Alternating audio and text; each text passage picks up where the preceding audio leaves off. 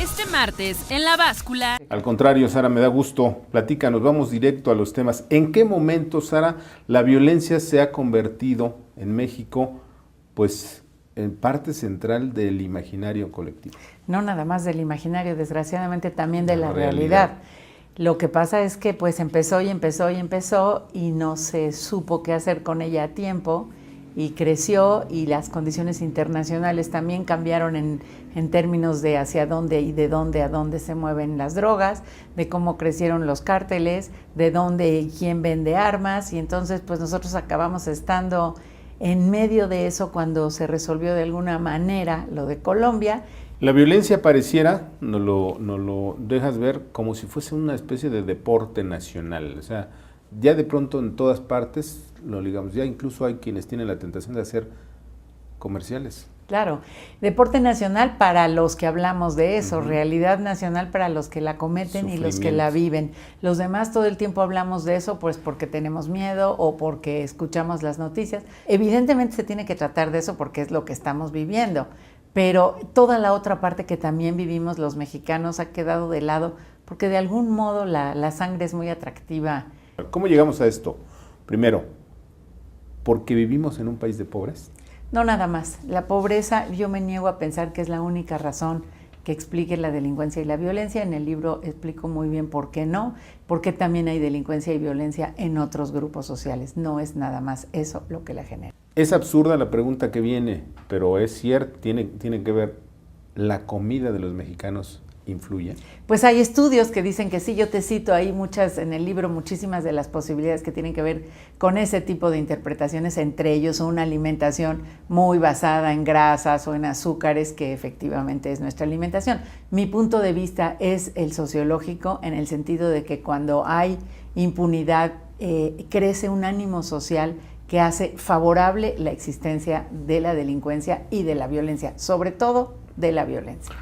Hay otro horror que vemos cotidianamente todos, usted que nos ve, su familia, todos, y que es la debilidad de las instituciones en todos los órdenes, 3 niveles y 3 órdenes de gobierno. Hemos hecho y construido muy cuidadosamente esa debilidad en los últimos 30 años. Por quererle quitar al sistema de gobierno mexicano el autoritarismo que nos tenía hartos a todos durante el siglo XX, nos fuimos al otro extremo, al extremo de crear instituciones muy débiles, porque somos un país que no ha aprendido culturalmente a respetar la institución, a respetar la ley. En diciembre de 2006, el 11 de diciembre, inició pues lo que muchos llaman la guerra contra el crimen de Calderón. Estamos casi a 10 años y sigue la guerra. ¿Qué significa eso? Significa, Ricardo, que la violencia no se puede resolver con violencia. Cuando el presidente Calderón tomó posesión y anunció que iba a hacer esa estrategia, muchos nos sentimos muy emocionados porque pensamos, vaya, por fin se va a terminar con esta situación que no era ni remotamente la que es ahora. Pero ya está visto que no se puede combatir la violencia con violencia, que los problemas sociales no se resuelven de arriba para abajo, sino de abajo para arriba.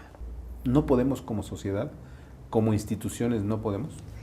Como sociedad sí podemos, no lo hemos intentado porque esperamos que el gobierno lo resuelva todo, y precisamente esta es mi propuesta, dejar de esperar que el gobierno lo resuelva todo, lo cual, por cierto, esperamos sin nunca además creerle ni confiar en que lo va a hacer y que lo va a hacer bien. Es un círculo vicioso. Es un círculo vicioso. No nos cumples, pero te critico, te exijo, pero yo no hago nada. Exactamente. ¿Qué nos pasa como asumir sociedad? La responsabilidad que como sociedad tenemos, que como ciudadanos tenemos, es algo que no estamos acostumbrados a hacer en la cultura mexicana. Siempre esperamos todo de arriba. ¿Por qué el ciudadano defiende los derechos humanos legítimos de un delincuente y crucifica al policía, al militar, al marino? Tenemos un problema ahí para discutir.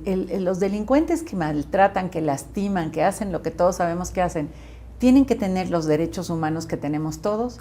Esa duda me la he planteado recientemente, la he escrito, y la respuesta que he tenido es de 2 tipos. Por un lado, la gente que me dice, pero es que ellos le dan toda la vuelta a la ley porque lo saben hacer mucho mejor que un ciudadano y usan eso en su propia defensa. Pero por otro lado, la gente que me dice, si nosotros podemos decidir que a ciertos seres humanos les impedimos tener derechos, mañana vamos a decidir otros grupos que no pueden tener derechos. Y eso nos lleva a Europa 1930 y el nazismo.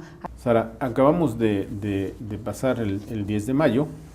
Y voy a decir un sacrilegio, hablar de las madres como posibles, potenciales, eventuales culpables o corresponsables es fuerte. Sí, como es fuerte para mí como feminista hablar de las madres para pedirles ayuda contra esta situación. Son herejías que no caben en nuestra teoría y en nuestra mirada de ilustrados y en nuestros afanes militantes, pero son realidades nacionales que tenemos que reconocer y en ese momento poderlas usar a nuestro favor. La Báscula, martes, 10 de la noche.